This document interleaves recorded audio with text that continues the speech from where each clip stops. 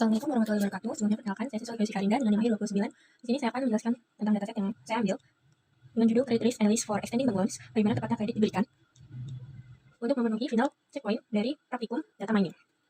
Yang pertama di sini ada business understanding, ini dibagi menjadi 4, yaitu business objective, asset situation, data mining goals, dan project plan. Di mana business objective memprediksi kredit yang diberikan kepada pemohon apakah akan memberi keuntungan atau kerugian bagi lembaga pemberi pinjaman. Dan asset situationnya yaitu situasi bisnis yang mendasari analisis ini adalah bagaimana tepatnya kredit diberikan. Data mining goals-nya yaitu memprediksi pemberi pinjaman bagaimana tepatnya kredit diberikan untuk berbagai tujuan, dan project plan-nya menganalisis dataset dengan pengumpulan data dari sumber yang tersedia. Setelah itu data dijelaskan dan diidentifikasi. Sumber dari pemodelan data yang saya ambil berasal dari Kaggle dengan judul Credit Risk Analysis for Extending Bank Loans. Pada dataset ini memiliki 1150 baris dan 9 kolom. 9 kolom yang terdapat pada dataset ini yaitu yang pertama kolom Age, yaitu kolom yang menjelaskan umur customer dengan tipe data integer. Yang kedua ada kolom ED, adalah kolom yang menjelaskan tingkat pendidikan customer dengan tipe data integer. Kolom Employee adalah kolom yang menjelaskan pengalaman kerja customer dengan tipe data integer. Yang keempat ada kolom Address, kolom yang menjelaskan alamat customer dengan tipe data integer. Yang kelima ada kolom Income yang menjelaskan pendapatan tahunan customer dengan tipe data integer. Dan kolom Debt Tinge, kolom yang menjelaskan rasio hutang terhadap pendapatan customer dengan tipe data float. Yang ketujuh ada Credit, kolom yang menjelaskan rasio kredit terhadap hutang customer dengan tipe data float. Yang kedelapan adalah OTEP, ada kolom yang menjelaskan hutang lainnya yang dimiliki customer dengan tipe data float. Dan yang terakhir adalah kolom Default, ada kolom yang menjelaskan customer yang pernah gagal bayar di masa lalu. Dengan presentasi 1 untuk gagal bayar dan 0 tidak pernah gagal bayar dengan tipe data float. Dan berikut ini adalah informasi deskriptif.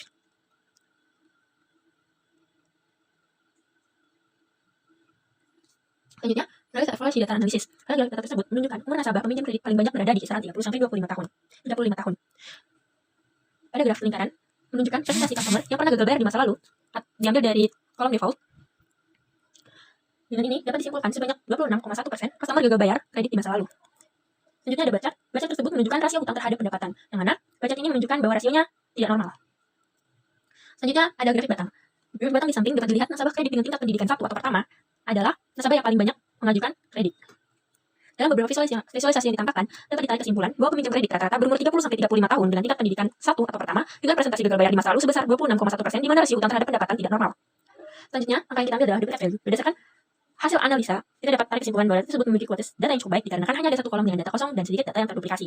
Selanjutnya, kita akan mencari outlier value. Nah, pada data ini ada 4 data yang tergolong outliers, di mana kolom 0 memiliki 1% outliers, kolom 1 memiliki 2% outliers, dan kolom 2 memiliki 1% outliers. Selanjutnya, kita akan mengimputasi missing value. Untuk kolom default, perlu kita lakukan imputasi karena jumlah missing value-nya kurang dari 70%. Berdasarkan hasil analisis statis, kita dapat menggunakan main dari kolom default untuk imputasi nilai kosong tersebut. Selanjutnya, setelah itu, kita akan melakukan hasil ulang. Ini adalah hasil setelah dari diimputasi. Penanganan duplicate value. Terdapat duplicate value pada kolom yang ditampilkan. Hal ini harus ditangani dengan menghapus duplicate value-nya. Ini adalah tampilan dari duplicate value yang sudah ditangani. Selanjutnya kita akan merekayasa fitur. Rekayasa fitur di sini yaitu menambahkan fitur baru yang relevan. Di sini saya menambahkan fitur e-kategori untuk mengelompokkan golongan umur yang diambil dari kolom umur. Selanjutnya mengurangi fitur yang kurang relevan.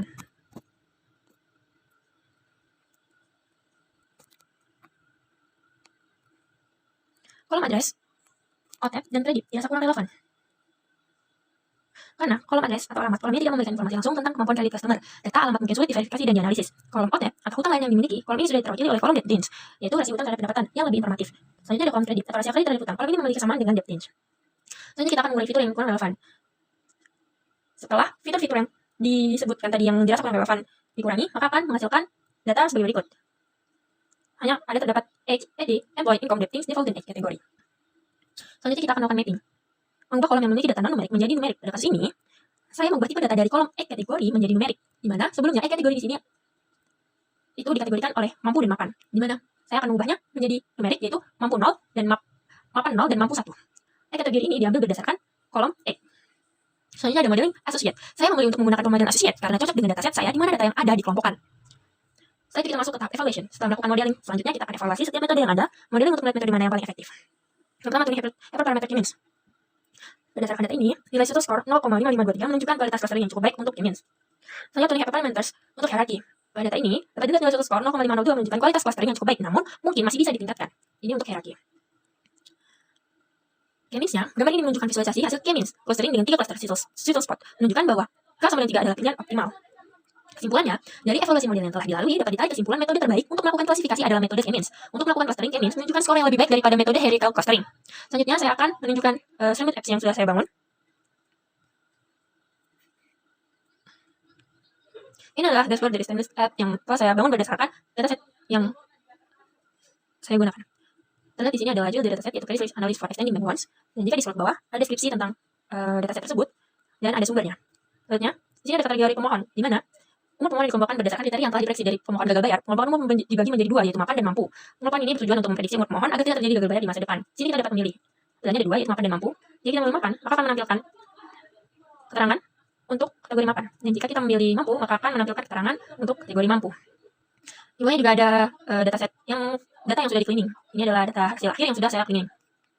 Dan di sini dapat dilihat tinggal gagal bayar sebelumnya, yaitu 21,53%.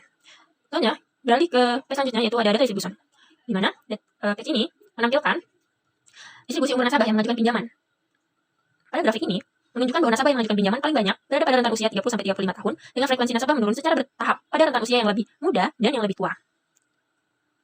Pada analysis menampilkan heatmap korelasi fitur. Yaitu fitur yang pertama ada age, usia, dan income, pendapatan, memiliki korelasi yang kuat. Hal ini menunjukkan bahwa ada hubungan positif antara usia dan pendapatan. Semakin tua usia nasabah, semakin tinggi kemungkinan pendapatannya. Yang kedua ada fitur employee dan income. Fitur ini juga memiliki korelasi yang kuat. Hal ini menunjukkan bahwa ada hubungan positif antara memiliki pekerjaan dan pendapatan. Nasabah yang memiliki pekerjaan lebih cenderung memiliki pendapatan yang lebih tinggi. Yang ketiga ada fitur deep dan income memiliki korelasi yang kuat. Hal ini menunjukkan bahwa ada hubungan positif antara pendapatan dan rasio utang terhadap pendapatan. Semakin tinggi pendapatan nasabah, semakin tinggi kemungkinan rasio utang terhadap pendapatannya. Dan yang terakhir ada fitur age dan default. Kemacetan memiliki korelasi yang lemah. Hal ini menunjukkan bahwa tidak ada hubungan yang kuat antara usia dan kemungkinan usia nasabah yang tidak selalu menjadi indikator yang baik dan risiko kreditnya. Dan selanjutnya ada composition dan comparison.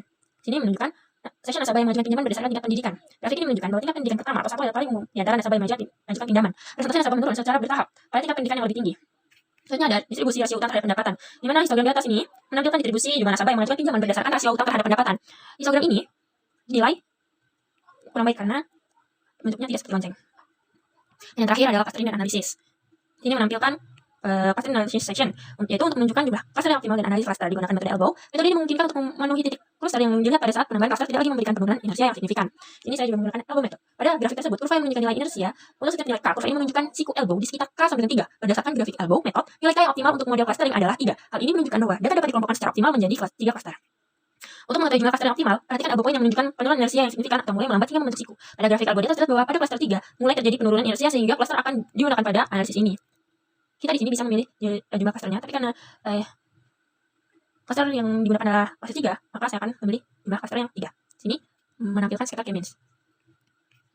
Lalu di sini juga ada hasil dari pengelompokan K-means. Ini adalah data hasil dari pengelompokan K-means. Dari itu semua, dapat dari kesimpulan insight, usia pemohon tidak secara signifikan mempengaruhi pendapatan. Namun, terlihat bahwa ada kecenderungan pada peningkatan pendapatan sehingga bertambahnya usia pemohon. Yang kedua, meskipun tidak ada korelasi yang signifikan antara usia pemohon dan pendapatan, terhadap beberapa cluster yang memiliki penunjukan pola yang berbeda dalam hubungan tersebut. Dan yang ketiga, dari analisis cluster diidentifikasi bahwa jumlah cluster optimal ada 3 yang digunakan untuk segmentasi pemohon lebih lanjut dan pengembangan strategi dalam memberi pinjaman yang lebih efektif. Baik, mungkin itu saja dari saya.